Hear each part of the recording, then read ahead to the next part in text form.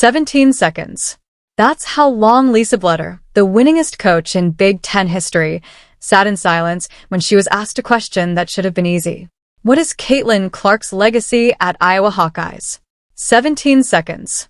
Not because she didn't know the answer, but because the truth wasn't simple. It wasn't safe. And it definitely wasn't what people expected. When she finally spoke, she didn't mention the records. Not the scoring titles. Not the sold-out arenas. Not the millions watching. She talked about something else. Something far more dangerous. She called it genius that was almost impossible to control. Because behind the highlights, behind the logo threes, behind the global spotlight, there was another story unfolding. A story of tension, of clashes, of a player so brilliant that even her own coach had to constantly fight to keep her contained. And it all started with a phone call that was never supposed to happen. At one point, Caitlin Clark wasn't going to Iowa. Her future was already decided. Notre Dame fighting Irish women's basketball was the destination. The perfect fit. The perfect story. Faith, family, legacy. Everything pointed there. She had committed to play for Muffet McGraw, one of the most respected figures in the history of women's basketball. It was done. Locked in. Over. But something didn't feel right. And that's where everything changed. Late at night, when everything was quiet, Clark couldn't sleep. The decision that looked perfect on paper felt completely wrong in her gut. Her mind said Notre Dame. Her instincts screamed something else. Because the truth was, her real dream had already been taken from her. She wanted Iowa Hawkeyes women's basketball. She wanted to play for Gino or Emma. She wanted that legacy. But UConn never chose her. They had already invested in another future star. And just like that, the door slammed shut. That rejection? It didn't just hurt. It changed the entire trajectory of women's basketball. Because when one door closed, another one quietly stayed open. Iowa. Lisa Bluder. Waiting. The call came out of nowhere. Bluder was out to dinner, living a normal night, completely unaware that her program was seconds away from changing forever. Her phone buzzed. She stepped away. And on the other end was Caitlin Clark. Not the superstar. Not the icon. Just an 18-year-old with uncertainty in her voice. Coach, is there still a spot for me? In that moment, Bluder said yes. But what she didn't realize was that she had just invited the most electrifying and most challenging player of her entire career into her program. Because Caitlin Clark didn't arrive like a normal freshman. She arrived like a storm. From the very first practices, it was obvious. The talent? Unreal. The vision? Different. The confidence? Off the charts. But there was something else. Something that made coaches uncomfortable. She didn't trust anyone else with the game. At her previous level, that worked. She was the system, the offense, the decision maker, the closer, everything. But this wasn't high school anymore. At Iowa, there were other elite players. Players who needed the ball. Players who needed trust. And Caitlin Clark? She wasn't wired that way. Practice quickly turned into a battlefield. Not because she was bad. Because she was relentless. Bad calls? She exploded. Mistakes? She reacted instantly. Losing? Not an option. One day, it crossed the line. And in front of everyone, Lisa Bluder did something almost unheard of. She kicked her superstar out of practice. Not quietly. Not privately. Publicly. For most players, that moment would break them. For Clark, it barely slowed her down. She cooled off, came back, and did it all over again. Again. And again. And again. That's when Bluder realized something critical. This wasn't disrespect. This wasn't ego. This was fire. And if she tried to extinguish it, she would destroy the very thing that made Clark special. So instead, she did something bold. She leaned into it. When referees wouldn't call technical fouls on Clark in scrimmages, Bluder called them herself. Think about that. A head coach giving her own superstar technical fouls on purpose. Not to punish her, but to prepare her. To control the uncontrollable. And here's the twist nobody saw coming. The real battle wasn't happening on the court. It was happening inside the locker room. Because when one player becomes bigger than the program, everything changes. The attention, the media, the spotlight, it all centers around one name. And slowly something dangerous starts to build. Not hatred, not conflict, something quieter. Jealousy. Bluder saw it before it happened. And she shut it down immediately. She told her team something that would define the entire era. When Caitlyn shines, we all shine. Simple words, but incredibly difficult to believe, unless you saw the bigger picture. And eventually they did. Because Clark didn't just elevate herself. She elevated everyone. The program exploded. Crowds doubled, then tripled, then sold out completely. Players who were once overlooked were now playing on the biggest stage in the sport. But even then, Clark still had to change. Because greatness isn't just about what you do with the ball. It's about what happens when you don't have it. Bluder started showing her something unexpected. Not highlights, not game film, but clips of herself. On the bench, her reactions, her body language, every visible frustration, every emotional moment, all of it. And for the first time, Clark saw it, not as a competitor, but as a leader. That's when everything shifted. Not overnight, not perfectly, but gradually. Because beneath the fire, the stubbornness, the intensity, there was something else, something rare. She wanted to be better.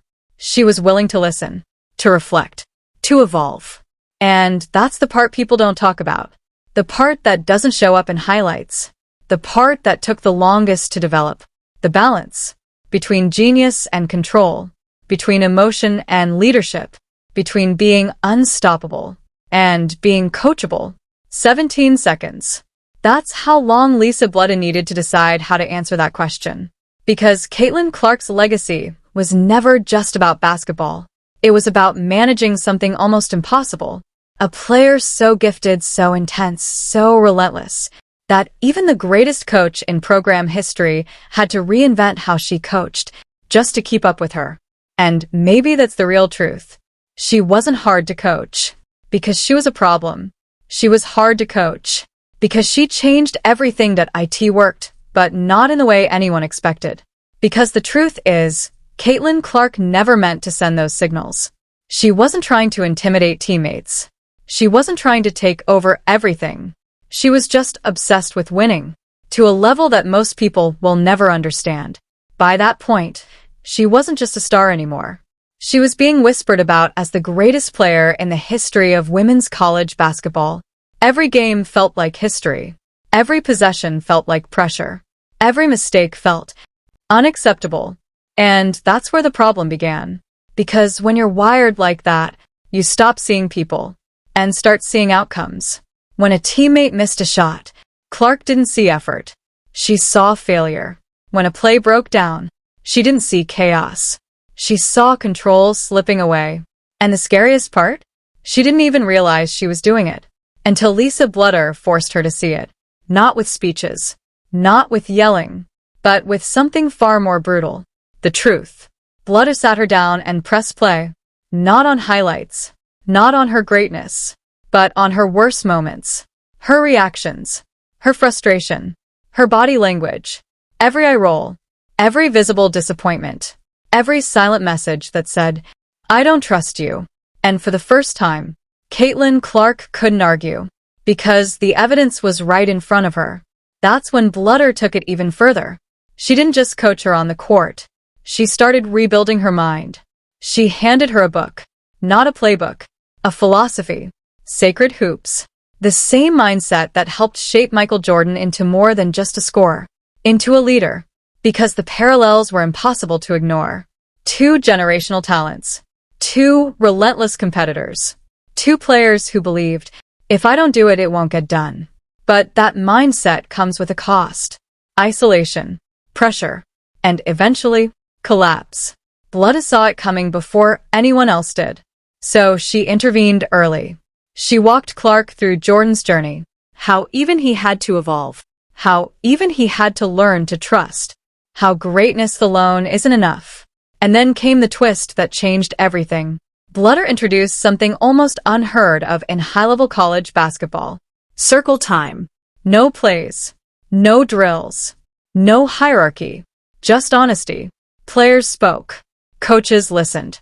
Walls started to fall. And then something unexpected happened. Caitlin Clark opened up. Not the superstar. Not the highlight machine. Just a young woman under unimaginable pressure. She talked about fear. About expectations. About the weight of being the one. And suddenly, she wasn't alone anymore. The locker room changed. Not overnight. Not perfectly. But something shifted. The distance between the superstar and everyone else started to disappear. But just as things were coming together, everything almost fell apart. The moment still haunts the program. A championship stage. The biggest game. The brightest lights. And then, a lapse. A technical foul. Small mistake. Massive consequences. Clark had to sit. At the worst possible time. And while she watched from the bench, everything slipped away. The game. The momentum. The dream. But the real damage didn't happen on the scoreboard. It happened inside her. Because in her mind, she didn't just lose the game. She failed. And that belief? It consumed her. She spiraled into something far more dangerous than pressure. Perfectionism. Late nights turned into no nights. Film sessions turned into obsession. Every mistake replayed. Every decision questioned. She was trying to solve something unsolvable. How to be perfect in a game designed for imperfection. And it was destroying her. That's when Bluder made the most controversial decision of her entire career. She didn't push harder. She didn't demand more. She did the opposite. She told the best player in the country something no one else would ever dare to say. You have permission to fail. Think about that.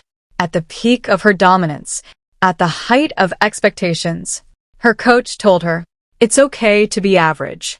Clark didn't understand. How could she? Because in her world, slowing down meant falling behind. Letting go meant losing everything. And then came the confession that changed everything. If I leave that space, I don't know if I'll ever get back. That space, where everything clicks, where the game feels effortless, where greatness lives. To her, that wasn't just performance. That was identity. Without it, who was she? And that's when Bluder said something that redefined everything. That's not your home. Your home is here. Not in perfection. Not in performance. Not in being extraordinary every second. But in something far more stable. Connection. Trust. Team. And from that moment on, everything changed. Not dramatically. Not instantly. But undeniably. Clark started letting go. Just a little. She passed more. Trusted more. Reacted less. And here's the twist nobody saw coming. The less she tried to control everything, the more dominant she became. Because now, she wasn't just unstoppable. She was free. In the biggest moments, Lisa Bluder stopped calling plays. She just said 3 words. Read it. Feel it. Trust it. And Clark did. No overthinking. No forcing. No fear. Just instinct. At one point, Clark noticed something almost unbelievable. Every time Bluder said nothing, they went on a run. Not because of strategy, but because of freedom. That was the paradox. The less coaching she needed, the better she became. By the end, the numbers were historic. Records shattered. Milestones broken. A legacy cemented. But here's the twist that matters most. She never won a championship. And somehow, that made the story even bigger. Because what they built wasn't about trophies. It was about transformation. A player who started as a one-woman system became one of the greatest playmakers the game has ever seen. A coach who could have controlled everything chose to let go instead. And together, they didn't just change a program. They changed the sport. Arenas filled. Viewership exploded. A generation started watching. And when it was all over, there were no dramatic speeches. No long messages. Just simple words. Gratitude. Respect. Connection. Because what they had built went beyond basketball. Even after Lisa Bluder stepped away, even after the next chapter began, that bond didn't end. It evolved. Because Relationships like that don't disappear. They become something else, something deeper. And maybe that's the real legacy. Not the points, not the records, not the spotlight, but the fact that one of the greatest players ever almost broke under the weight of her own greatness. And one coach knew exactly how to save her, not by changing who she was, but by teaching her how to live with it.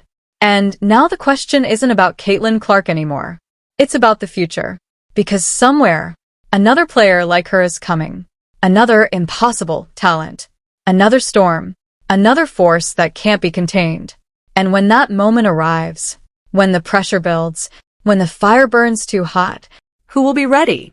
Who will understand that greatness isn't about control, it's about balance. Because stories like this, they don't end. They evolve. There's something people still don't understand about greatness. They think it's loud. They think it announces itself with trophies, headlines, and celebrations. But the truth? The most important part of greatness happens in silence. Long after the cameras are gone. Long after the crowd disappears. Long after the noise fades. That's where the real battle begins. And for Caitlin Clark, that battle didn't end when her college career did.